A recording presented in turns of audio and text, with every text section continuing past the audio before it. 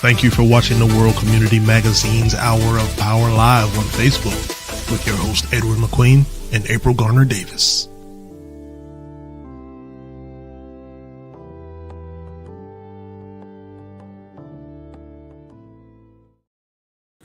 Wow. Good evening. Welcome to the program this evening. A few days before that magnificent holiday that everyone can't wait to celebrate and memorize. I'm your host, Ed McQueen, today on WCM Live. And my co-host, April, is going to be working behind the scenes, so to speak. Those are her words.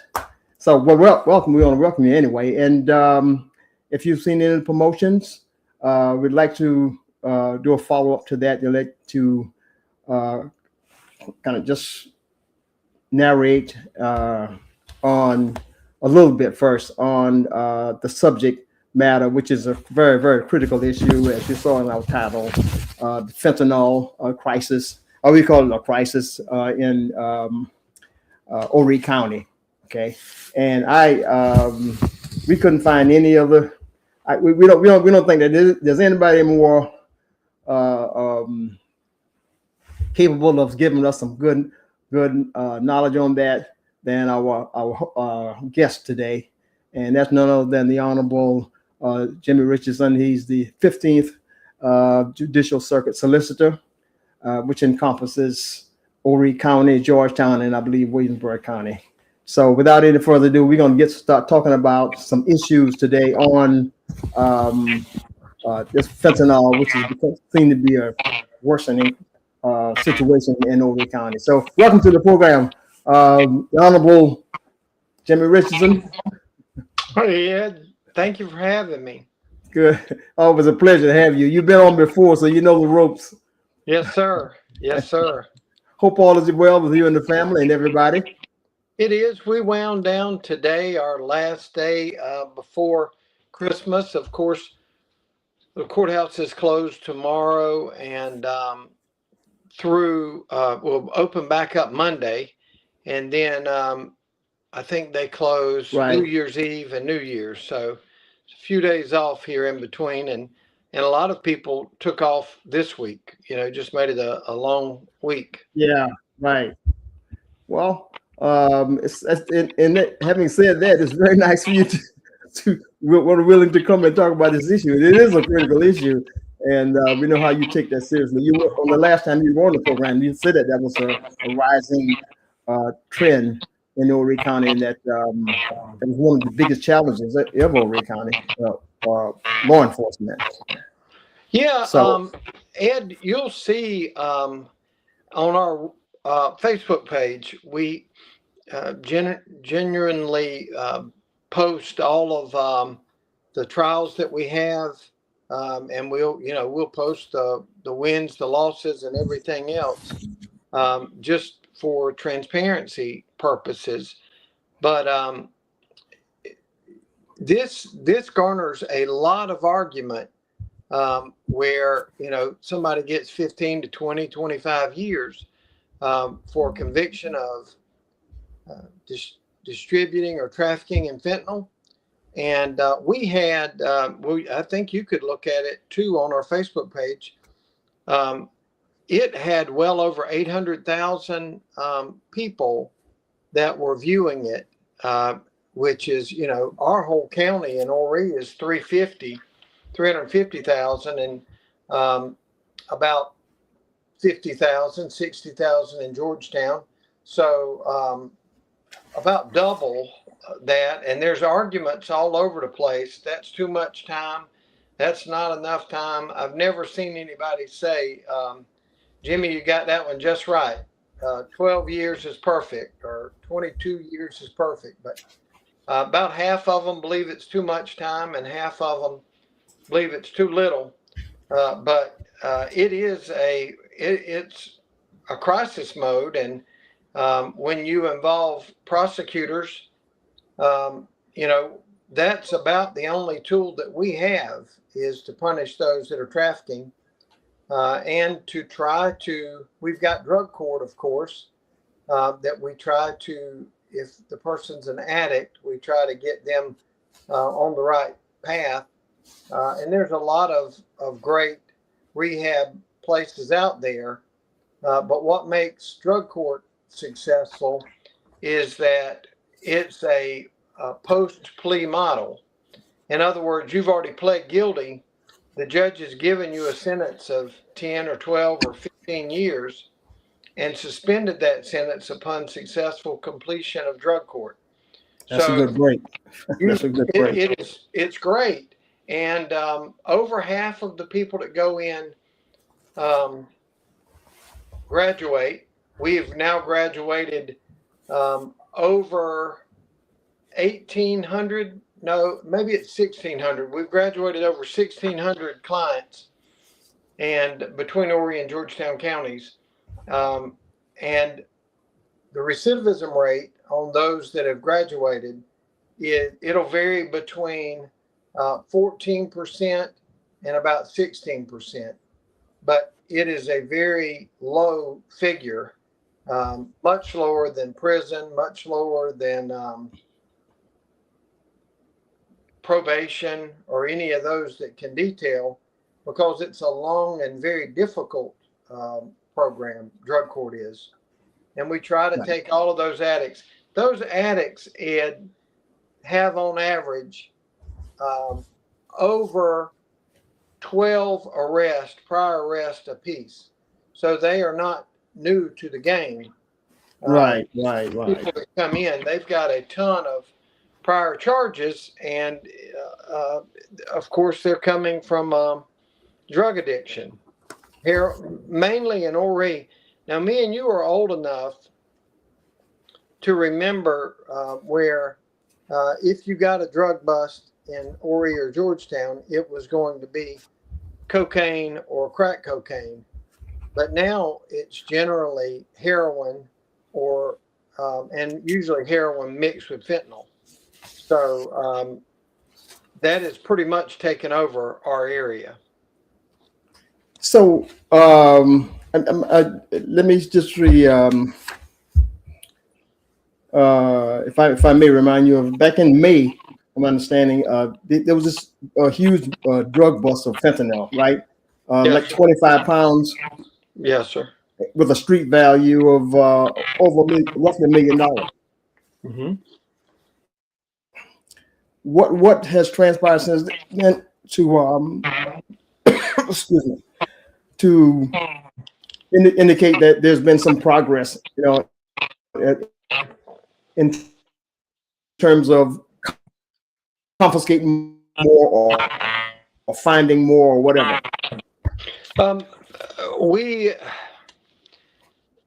The best indicator for us that we have sort of plateaued, and May we were still on the rise, but we've kind of plateaued this year. In other words, it's not dropping, but it's not continuously spiking like we were seeing before. Right. It's plateaued. And what we base that on is the number of deaths. Fentanyl is about 40 times more potent than heroin. And for all of our listeners, if you will just go on the internet and do a quick Google, just Google heroin versus fentanyl, you'll see two tubes and hit on images. You'll see two test tubes, and one of them is about 3/4 of an inch in the bottom of the test tube, and that's heroin. And the one beside it, the fentanyl, is just a sprinkling or a dusting at the bottom. In fact, you could take the fentanyl tube and dump it into the heroin tube, and it would not even change the molecular weight, but it would double the potency. So that huge amount of heroin is equivalent to just the dusting of fentanyl. And again, fentanyl's, depending on the batch you get, fentanyl's about 40 times more potent than heroin. Oh man, I don't think too many people know that. Okay. No, I but just don't think so. every time you see a lot of people, and we haven't really had that here in Horry, but I remember in Cincinnati, Ohio, a couple of years ago at the height of this thing, 19 people died over one weekend. And all that is a hot batch of heroin that was mixed with fentanyl. And we have found mixtures in marijuana.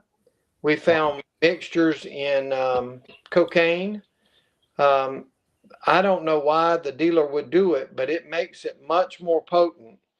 And it does not, and it's about the same price as heroin. So it's cheap, comparatively speaking.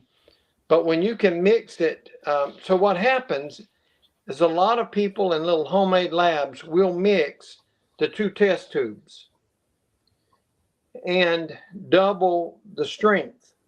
You know, of course, if you buy heroin for $40 a bindle, and then you try to sell that same bindle for the street market value of $40, you're not going to make any money.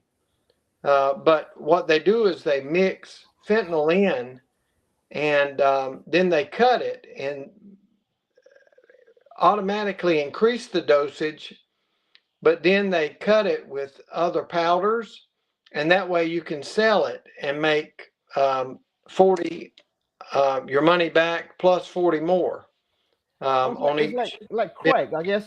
Crack Same is thing. yeah, same thing. Yeah. It's crack is the whole reason for crack cocaine was cocaine was being mixed so many times that it was in a weakened state by the time the buyer got it.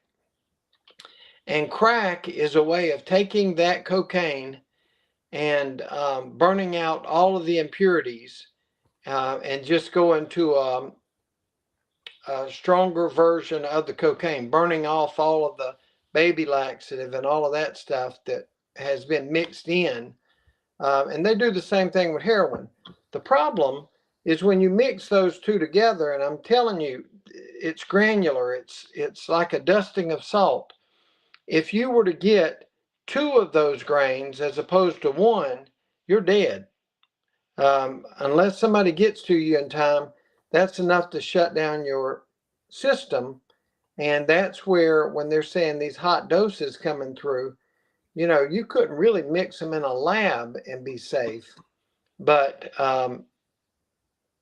that's what's happening to a lot of people. Wow. Yeah, that was a huge bust though. Then the 25 pounds back in May. You know, Yeah, that would have killed everybody in America several times over. really. Oh yeah, yeah. Oh man. It's 25 pounds of fentanyl is very potent if it was distributed out. And keep in mind, fentanyl has been around forever, right? It is being mass produced in China and is being brought over to Mexico and then across the border. And then for our area, it's up and down the I-95 corridor. But, you know, Interstate 95 from New York to Florida, that's sort of how it's making its way back into Myrtle Beach and Conway and the like. But fentanyl itself has been around forever. It's a miracle drug for people that have stage 4 cancer. Wow. You give them a fentanyl patch and they feel no pain, even though their body is racked with cancer. But it was never meant to be taken in mass amounts. It was never meant to be taken recreational use. It was for the last leg of life to block pain. And when I tell you that fentanyl is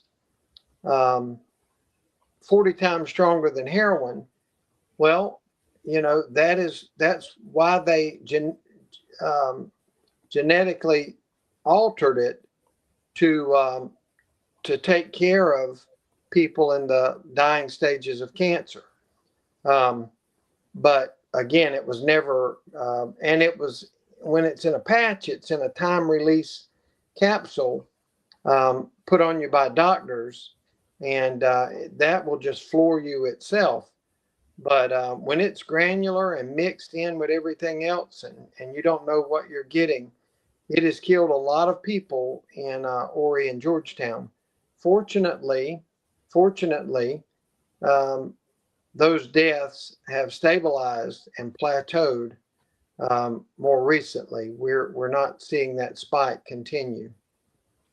Oh, that's great. So some statistics. I don't know what the latest statistics are from what I read, but it says that in 2019, Horry County saw 131 opioid related overdose deaths.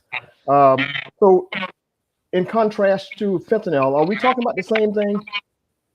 Yeah, well, fentanyl is a very strong opioid, and so is Oxycontin or oxycodone.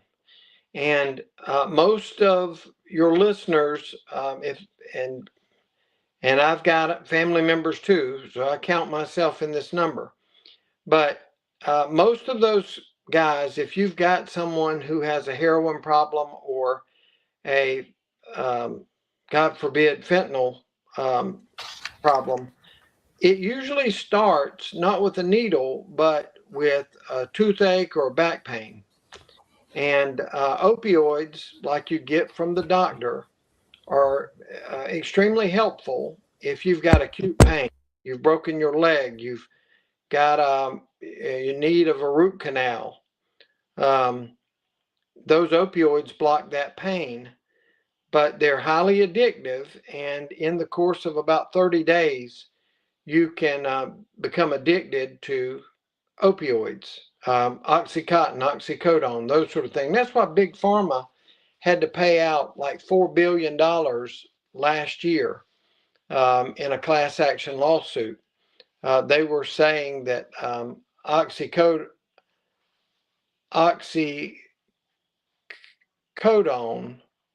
Oxycontin was a less addictive brand. It was just as addictive.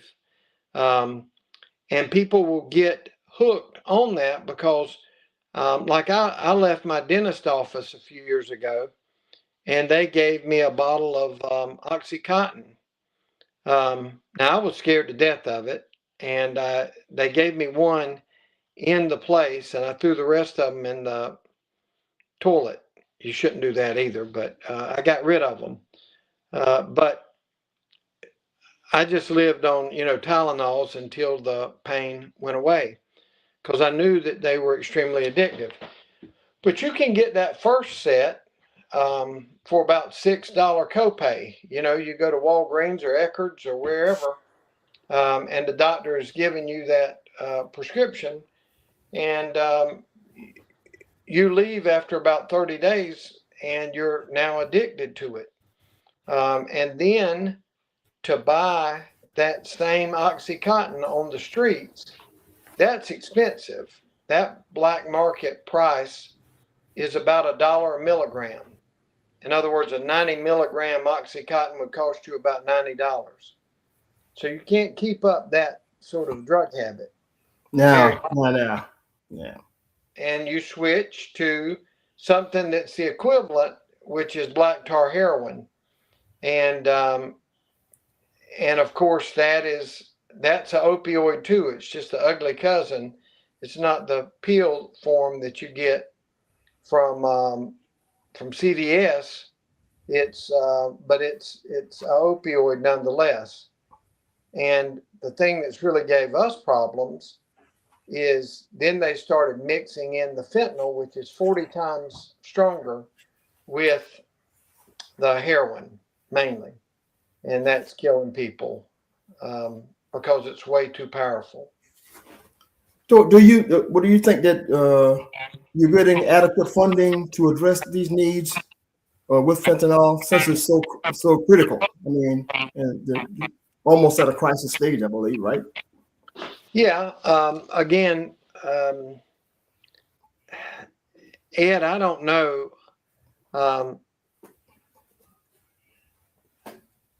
I don't know that the funding, which Big Pharma pumped out $4 billion.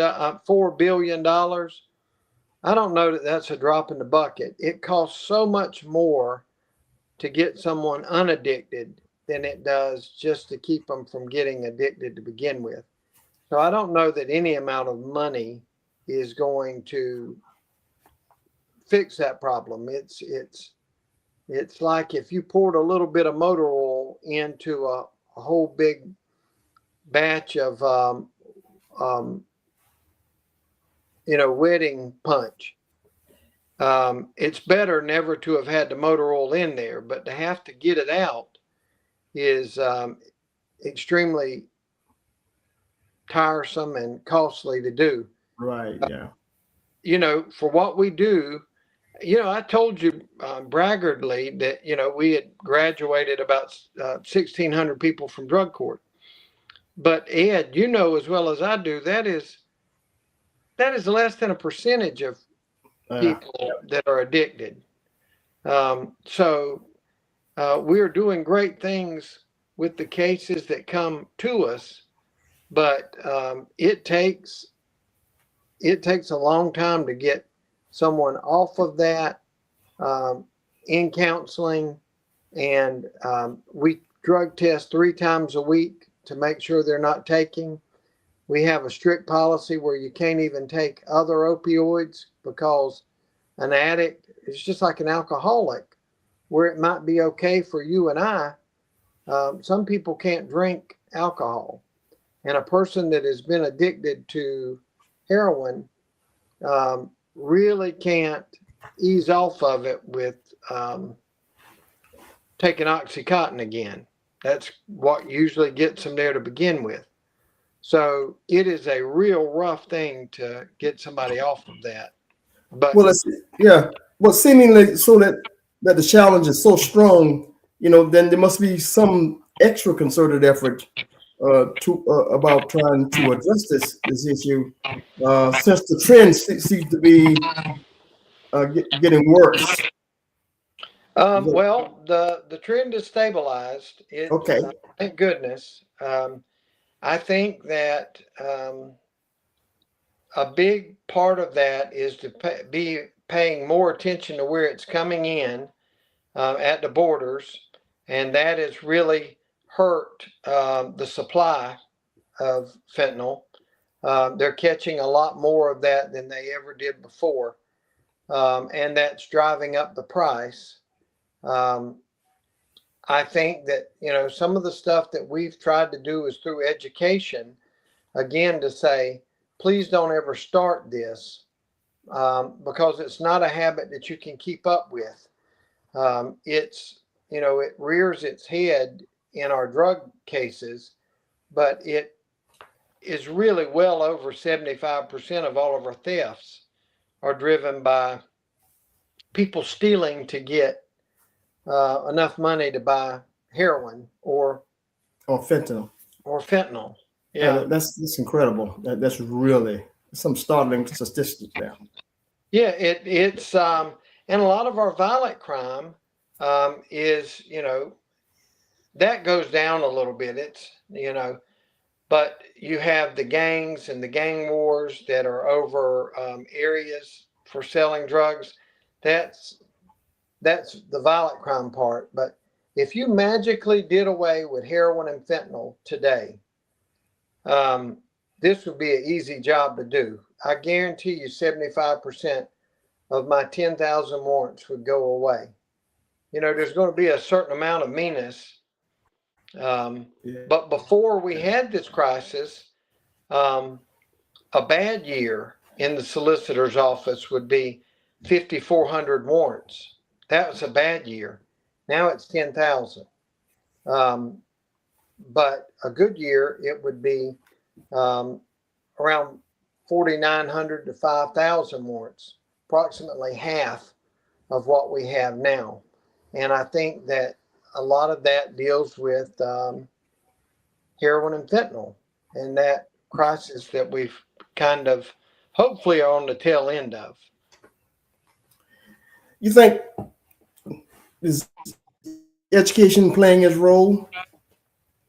Yeah, and I think more especially, you can't do as much with the illegal mass-made stuff. They've really done a good job of stopping some of that at the border, but the education part goes to really our doctors that have tried to.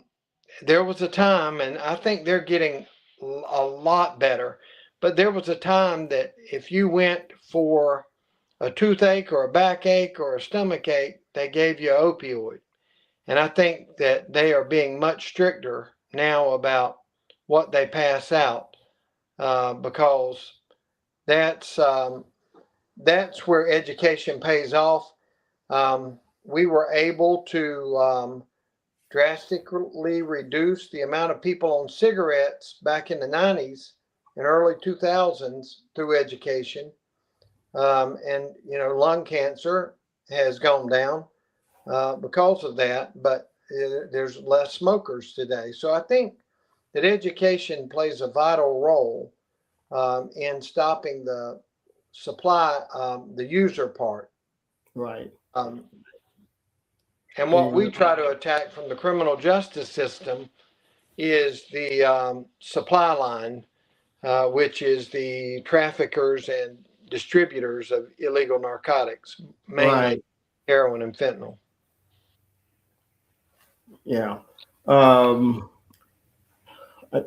what caught my eye about wanting to talk about this was when I noticed there was this statistic that dated back to in May when there was this huge drug bust, and somebody said 25 pounds of fentanyl. That was huge. That was Horry County Police, I believe, right? Yes. Horry County. Yeah. Kudos to them. So what kind of trends are we seeing, for example, in Myrtle Beach? It's still heroin is king. It's stabilized a little bit, but it's still the most widely distributed drug right now. We were seeing a disturbing trend in the last year and a half of methamphetamines, which we never had before. And it's still not anything compared to heroin, but that's sort of taken you're seeing less crack, less cocaine, more methamphetamines. And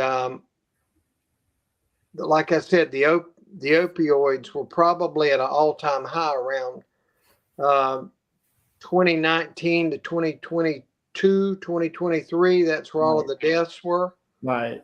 Now that has started to, I think we had about 600 deaths last year, and it was about 600 the year before, which 600 is 600 too many. Yeah. And like I said, I've had family members that have passed away with overdose. Any family of any size has seen the same thing. So it's still too much. Yeah. But to go from 350 to 375 to 400 to 600, that was, rising, and now it is stabilized. And even to some extent, with our population growing as much as it is, especially around Conway and Myrtle Beach, you would have thought that you would have seen that trend continue, but it is stabilized. And even though we grow at a rate of about 18% per year, we are stabilizing in heroin overdoses and fentanyl overdoses. So that's a good thing. There's some hope that whatever is happening is working. So why do you think South Carolina has a lot of cases like that with and a lot of issues dealing with the fentanyl. That was brought in the spotlight here recently. Yeah, I think that our state has had a good bit of fentanyl deaths. I think Ohio probably outpaced us. I think what you're seeing locally is that we always sort of lose sight of, but we are growing at a very fast rate. I think the last time that we talked, we were number one in the country as far as destination people moving. That's to right. Horry County, and just had taken over Scottsdale, Arizona. But when you add into it, particularly our area, with 18 to 20 million visitors every year at the Grand Strand, that's a lot of movement. Yeah. Now, just like on football Saturdays, Clemson or South Carolina will be the fourth and fifth largest city in the state because of all of the people coming. Right. Only 1% of those people are going to get in trouble, but 1% of 80,000 is, I guess, 800. Yeah, and 1% of 800 is only 8. Right. So, a percent is a percent is a percent. It's a small in terms of all of the people that are coming, but think about 1% of 18 million. That is, and we, if 1% of those people get in trouble, then that is we're having to bring people back from West Virginia and back from Ohio to prosecute, whether they be victims or accused of a crime. So that is sort of unique to our area that you wouldn't see in Williamsburg or you wouldn't see in Sumter nearly as much as you would see in Myrtle Beach. They just don't have 18 million people coming in. Right. Yeah. So let's kind of refocus here. So you didn't say too much about Georgetown or Williamsburg County. How I know that, and you just mentioned that something like that doesn't compare to what people coming in Myrtle Beach. But is there any focus at all on like Georgetown? Yeah, and that's part of the 15th Circuit. I guess that's what I'm trying to say. Right. Georgetown is. Williamsburg is grouped with Sumter. Okay. So that's a different circuit. But Georgetown has some cases. Of course, it's a port town. But to put it in perspective, we'll have 5 times the amount of felony warrants in Horry County this year than we would have in Georgetown. There's just not as many people coming in, not as much crime that you're having to deal with. At worst, you're going to see about 2,000 felony warrants come out of Georgetown, and there'll be about 10,000 in Horry. And it'll be less than 2,000 in Georgetown. So I think a lot of that is Georgetown has tourists, but the tourists that they have would be up around the Waccamaw Neck area. And that is Pawleys Island, Litchfield Beach, very expensive parts. And some of it's going to be socioeconomical. Yeah. People that come in from Ohio or West Virginia aren't going to Pawleys Island for the most part. It's just too expensive. So another thing, Hilton Head doesn't have crime like we have, or they don't have those huge numbers. Charleston may, but they're not going to have 18 million come in Charleston. It's just a little bit different. Yeah. You would think so, because Charleston is faster growing also. It's really, It is, but yeah. Charleston, like I went to, we had a meeting in Charleston. Um, this board that I'm on called the Prosecution Commission, and several of those hotels downtown, $750 a night. So I stayed in Mount Pleasant.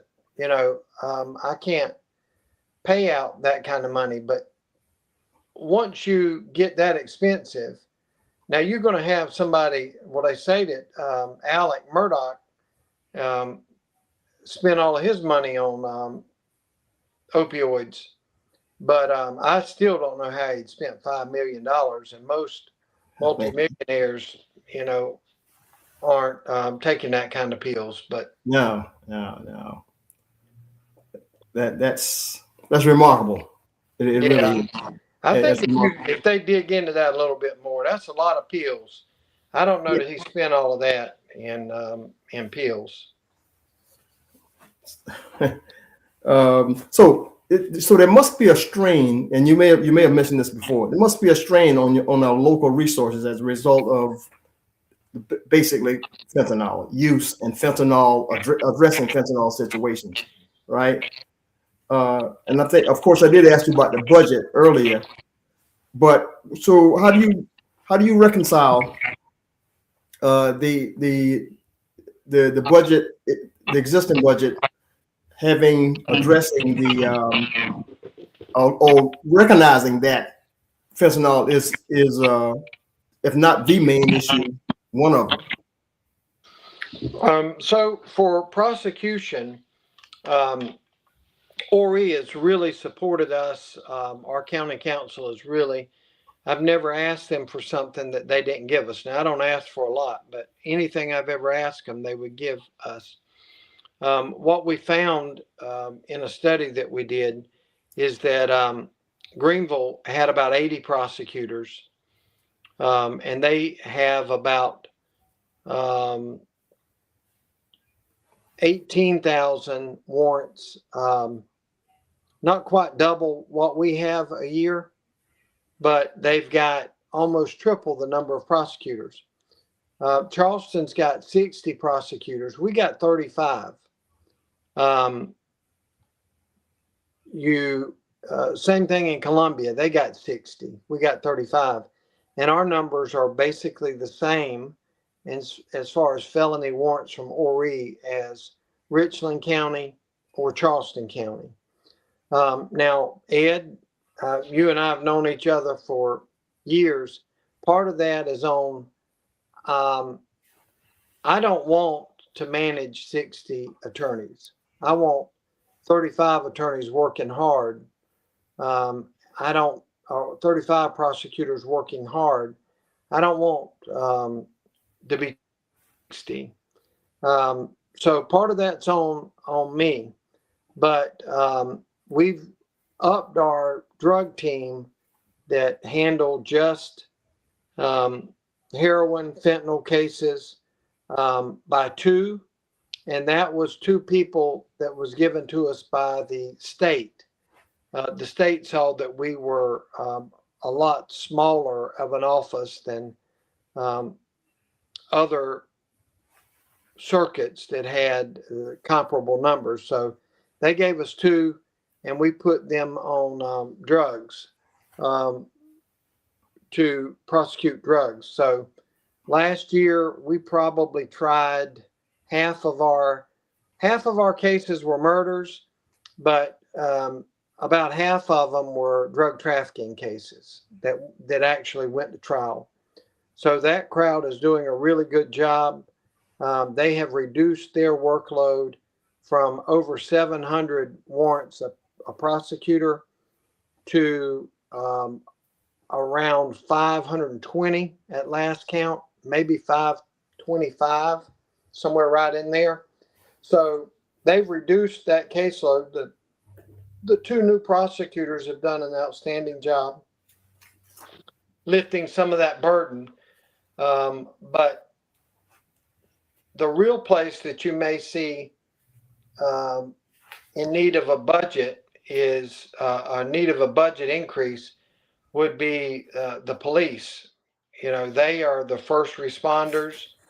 The police and fire are all equipped with medicine that reverses the effects of heroin and fentanyl, and that too has played a part in so many people not losing their lives.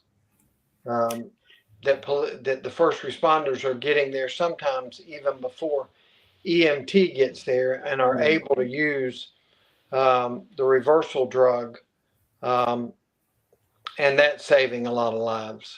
So what kind of time frame is that's crucial before the EMT gets there? What's the window? Yeah, you're going to want a response time just under 10 minutes, because anything larger than that, there's going to probably be significant damage. But if you can get the response time under 10 minutes, most people can be saved at that point. It is, it's called Naboxone, and it is it reverses it almost immediately. So every officer has that on their person, and as long as they can get there in under 10 minutes from the call, we got to have somebody making the call to let them know somebody's in danger. But as long as they've been saving a lot of lives, and all of the fire departments have them on every fire truck. So that's part of the reason too that people aren't dying at a higher rate. All right, that's good use of resources there, I can tell you. Now, do you, I guess it wouldn't matter when you start dealing with numbers, but is there any important, or any there reasons to record the gender or the age group?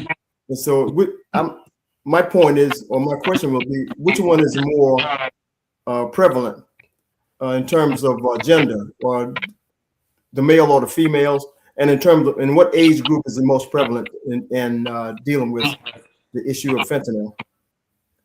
Just curiosity. No, it wouldn't matter if somebody's dying. I mean, No, I totally get it, Ed. I would say that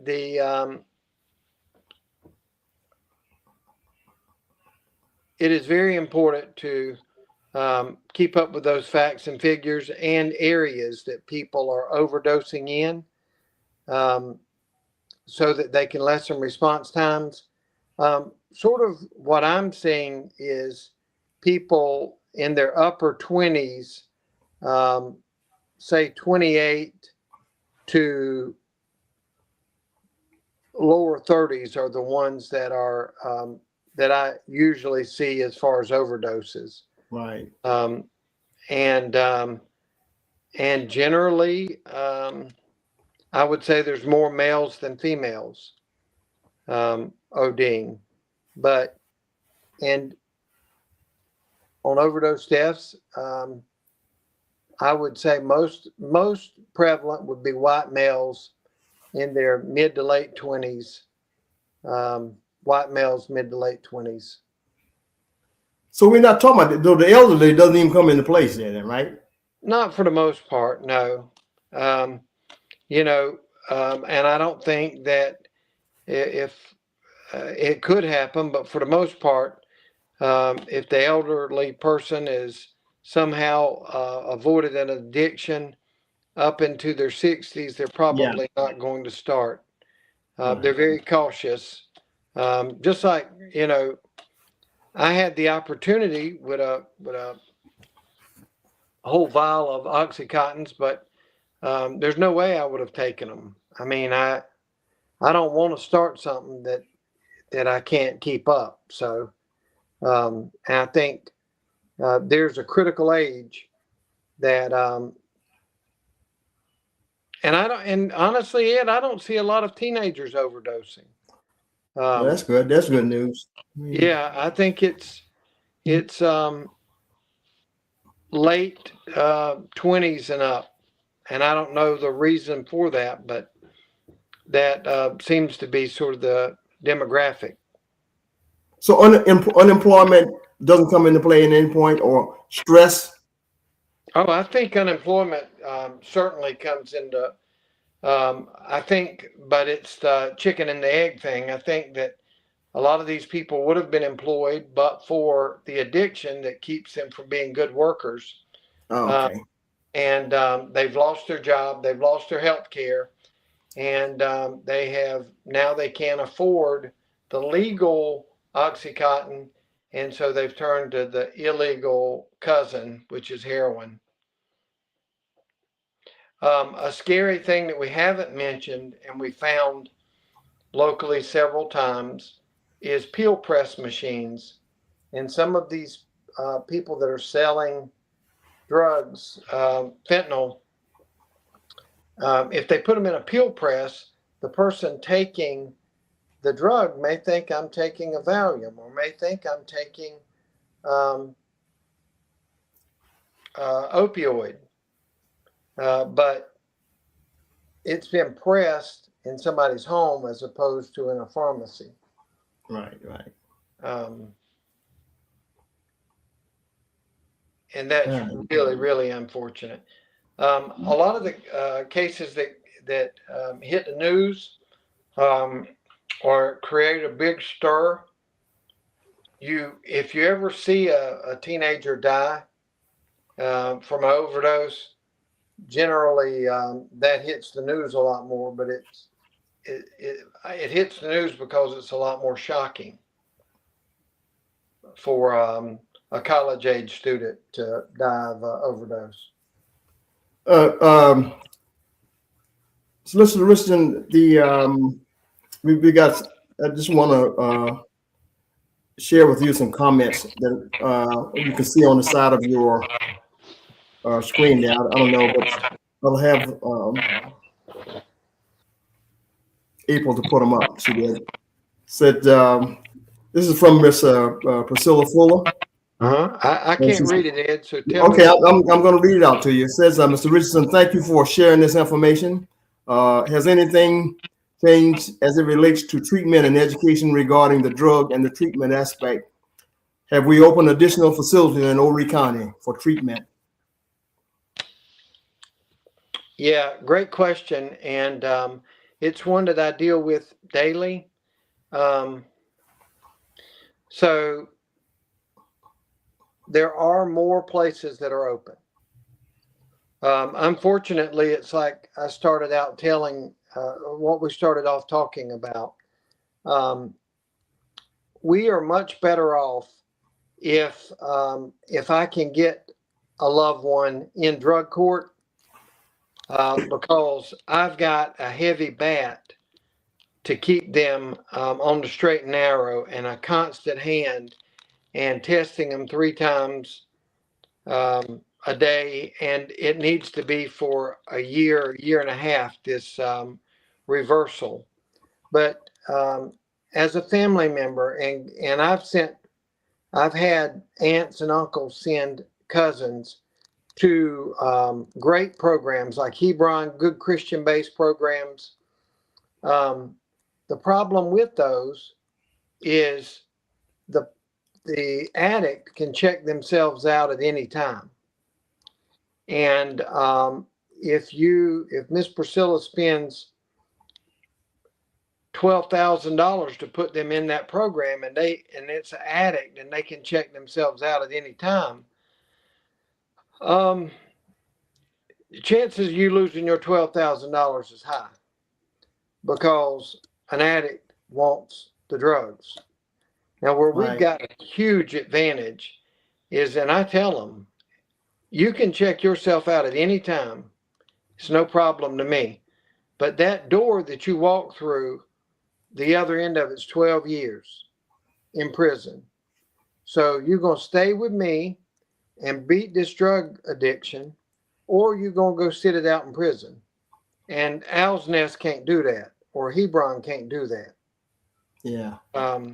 But I've sent or had cousins to go. They are great places. Sometimes they get through it and break an addiction. The problem is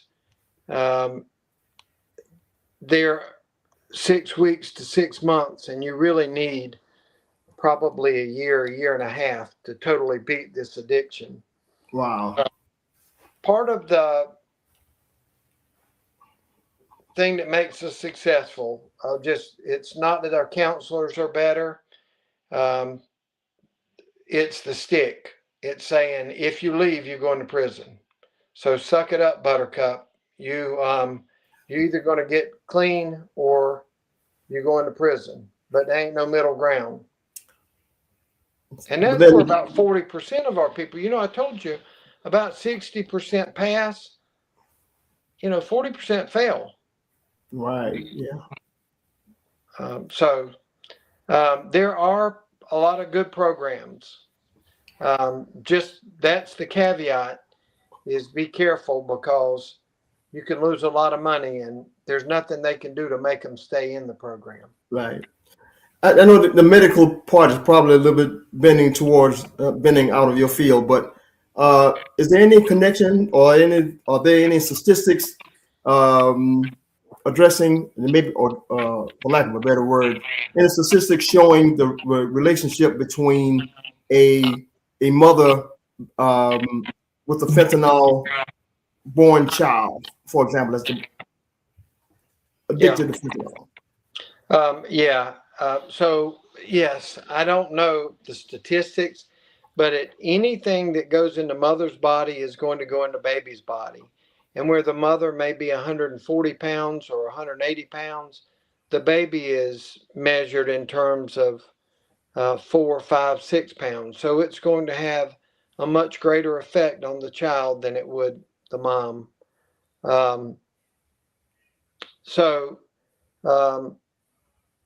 Generally speaking, they have a rough time at first, but there's nothing to say that that addiction will be a lifetime addiction if it doesn't do neurological damage.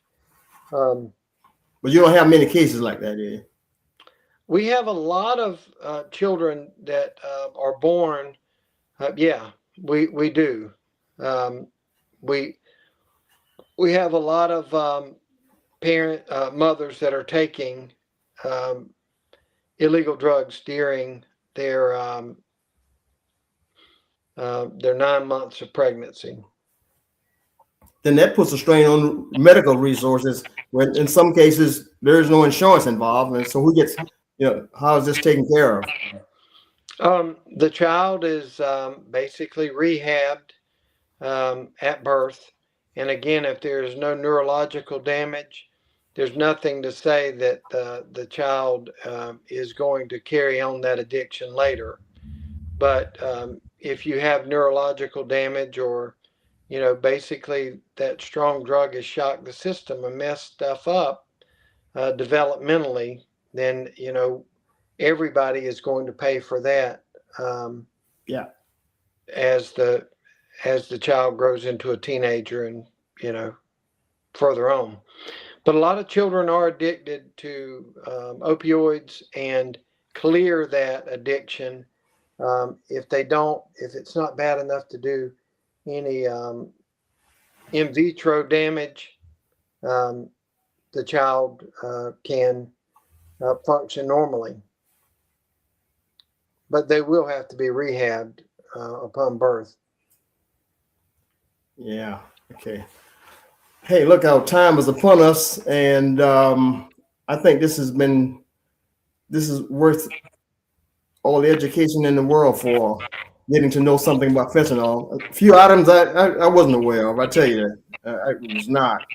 And you certainly propagated it well. And we have a few comments we had on the side of people asking those questions, but I just want to thank you for being willing to join us today, especially a few days from your favorite holiday, one of your favorite holidays. Yeah. And that means that you're on your job. You're serving the people well. And Ed, would you post on your website or up here my email address? If anybody's got any questions, I'll try to get them the answers. I know this is going to probably generate some discussion, but give out my email address there, and I'll get answers for you for anybody that's got any. Yeah, as I recall, you're at Horry County SC.org. Yes, sir. Rich J, RICHJ, at Horry County Horry County SC.gov. Okay.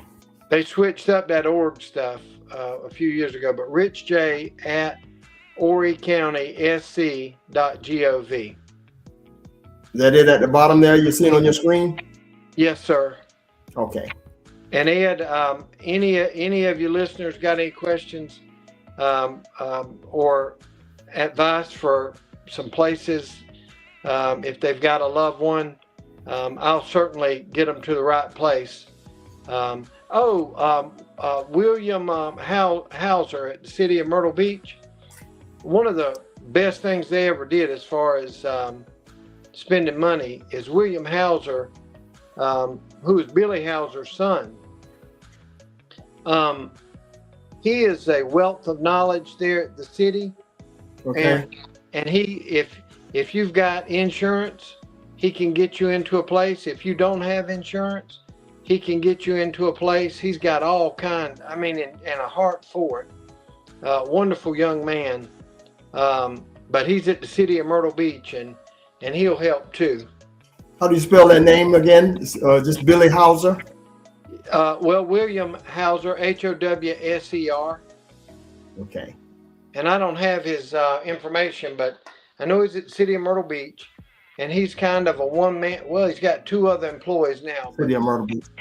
Yeah, and he does a great job. And if anybody emails me, of course, our drug court, we work with and through. We couldn't do it without the help of the community. Like a Father's Place, Owl's Nest, all of those places, we work with them too. So if anybody emails me, I can get you to the right place if you got a family member with a drug addiction. Fantastic. That's good to know. Very good to know. Man. We appreciate that. Jim, before we leave, over the past few days, I just want to send out our condolences to our Honorable Sheriff Thompson. The passing of his wife. Didn't get the opportunity to attend the homegoing services, but we want to send out a rash of condolences to him and his family, the remaining family. Well, I know there's a lot of believers here, so listening. So be in prayer for them. They were married for over 56 years, I believe. So it's going to be a change. But I say this: Miss Cherry had cancer, and she is in a much better place. Just be in prayer for those that are remain here, because it's going to be a different Christmas for them. Yeah, absolutely. But we just wish them all the best that in many years to come for Sheriff Thompson and the remaining family. So thank you, brother, and thank y'all for having me. And April, I know you in the background, but thank you for hooking all of this stuff up.